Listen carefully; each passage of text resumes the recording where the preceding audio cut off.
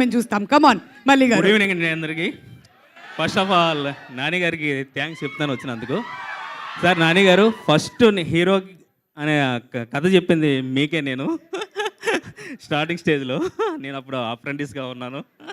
ఇక్కడ మన పెద్దమ్మ గుడి నుంచి వెళ్తుంటే ఒక కాఫీ షాప్లో ఫస్ట్ మీకు కథ చెప్పాను నేను. చాలా అప్పుడు లీన్గా ఉండేవాడిని.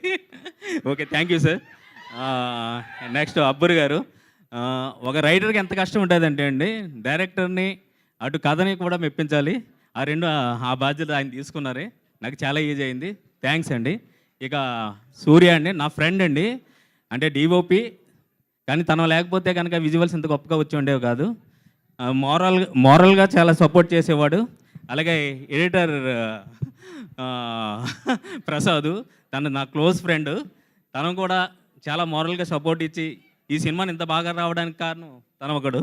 అలాగే భరత్ గారు, ఆయన ఎప్పుడు నవ్వుతూ ఉంటారు. ఆయన ఫేస్లో ఎప్పుడైనా సీరియస్నెస్ చూద్దాం అనుకుంటాను, కుదరదు. ఆయన కో ప్రొడ్యూసర్ అండి, అప్పుడప్పుడు సీరియస్ అవ్వండి సార్. నెక్స్ట్ మా ప్రొడ్యూసర్ గారు, ఆయన లేకపోతే కనుక నేను ఈ స్టేజ్ మీద నిలబడేవాడిని కాదు.